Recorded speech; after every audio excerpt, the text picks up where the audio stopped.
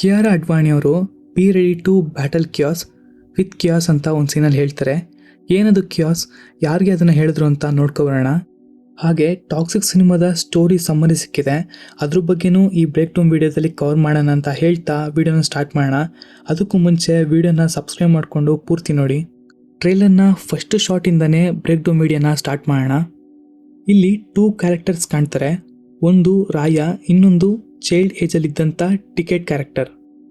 ಈ ಶಾರ್ಟಲ್ಲಿ ಟಿಕೆಟ್ ಏನು ಹೇಳ್ತಾನೆ ಅಂದರೆ, I am sorry daddy, I will listen to you, ಕೋಪ ಮಾಡ್ಕೋಬೇಡಿ ಅಂತ ಹೆದರ್ಕೊಂಡು ಹೇಳ್ತಾ ಇರ್ತಾನೆ.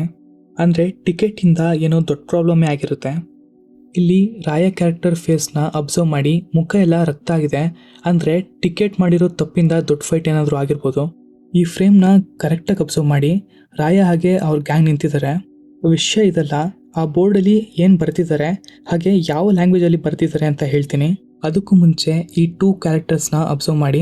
ಒಂದು ಚೈಲ್ಡ್ ಏಜಲ್ಲಿರುವಂಥ ಗಂಗಾ, ಇನ್ನೊಂದು ರಾಯ ಕ್ಯಾರೆಕ್ಟರ್. ಇವ್ರನ್ನ ನೋಡ್ತಾ ಇದ್ರೆ ಫಿಲಮಲ್ಲಿ ಇವರು ಅನಾಥರಾಗಿರ್ತಾರೆ ಅನಿಸ್ತಾ ಇದೆ. ಅವ್ರ ಲೈಫ್ನ ಲೀಡ್ ಮಾಡೋಕ್ಕೋಸ್ಕರ ಸಮಾಧಲ್ಲಿರೋ ಡೆಡ್ ಬಾಡಿ ಮೈ ಮೇಲಿರೋ ಚಿನ್ನನ ತಗೊತಾ ಇದ್ದಾರೆ. ಈಗ ನಾನು ಆಗಲೇ ತೋರಿಸಿದಂಥ ಇಮೇಜ್ನ ಅಬ್ಸರ್ವ್ ಮಾಡಿ. ಆ ಬೋರ್ಡ್ ಮೇಲಿರೋ ಟೆಕ್ಸ್ಟ್ನ ಚೈನೀಸ್ ಲ್ಯಾಂಗ್ವೇಜಲ್ಲಿ ಬರ್ತಿದ್ದಾರೆ. ಅದರ ಮೀನಿಂಗ್ ಏನಂದರೆ ಡಾಫಾ ಪೌನ್ ಶಾಪ್ ಅಂತ. ಪೌನ್ ಶಾಪ್ ಅಂದರೆ ನಿಮ್ಮ ಹತ್ರ ಏನಾದರೂ ವ್ಯಾಲ್ಯೂಬಲ್ ಥಿಂಗ್ ಇದ್ದರೆ, ಫಾರ್ ಎಕ್ಸಾಂಪಲ್ ಗೋಲ್ಡ್ ಚೈನ್ ಆ ಥರ, ಅದನ್ನು ಆ ಶಾಪಲ್ಲಿ ಇಟ್ಟು ಅದರಿಂದ ನೀವು ಹಣನ ವಾಪಸ್ ತೊಗೊಬೋದು. ಇಲ್ಲಿ ರಾಯ ಹಾಗೆ ಗಂಗಾ ಡೆಡ್ ಬಾಡಿ ಮೇಲಿರೋ ಚಿನ್ನನ ತಗೊಂಡು ಮೋಸ್ಟ್ಲಿ ಈ ಡಾಫಾ ಪೌನ್ ಶಾಪಲ್ಲಿ ಹಣನ ತಗೊಂಡಿರ್ಬೋದು. Third break down.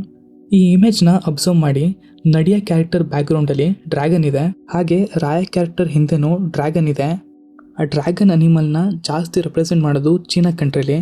Mostly main circus scenes China ಕಂಟ್ರಿಗೆ ಲಿಂಕ್ ಆಗಿರ್ಬೋದು ಅನಿಸುತ್ತೆ.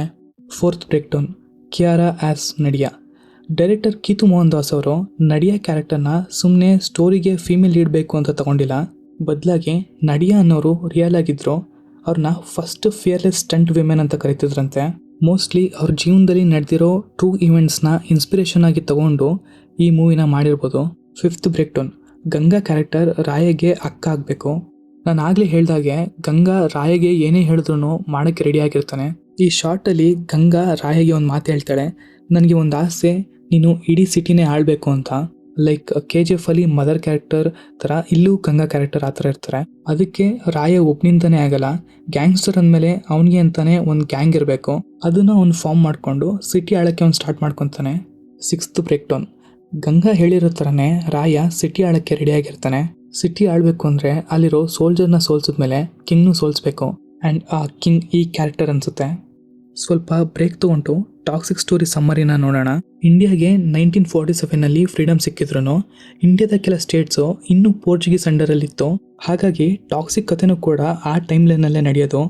ಮೋಸ್ಟ್ಲಿ ಈ ಕ್ಯಾರೆಕ್ಟರ್ ಪೋರ್ಚುಗೀಸ್ ಅವರೇ ಆಗಿರ್ಬೋದು. Seventh break down. ಸಮ್ಮರಿಲಿ ಇರೋ ಥರನೇ ಈ ಕಥೆಯಲ್ಲಿ ಕಾಂಪ್ಲೆಕ್ಸ್ ಹ್ಯೂಮನ್ ಎಮೋಷನ್ ಇದೆ ಅಂತ ಹೇಳ್ತಾ ಇದ್ದಾರೆ. ಟ್ರೈಲರಲ್ಲಿ ನೋಡಿರೋ ಥರ ಕೆಲವರು ಜೋರಾಗಿ ಅಳ್ತಾ ಇರ್ತಾರೆ, ಕಿರ್ಚಾಡ್ತಾ ಇರ್ತಾರೆ. ಮೋಸ್ಟ್ಲಿ ಇದಕ್ಕೇ ಕಾಂಪ್ಲೆಕ್ಸ್ ಹ್ಯೂಮನ್ ಎಮೋಷನ್ಸ್ ಅಂತಿರ್ಬೋದು. Eighth break down.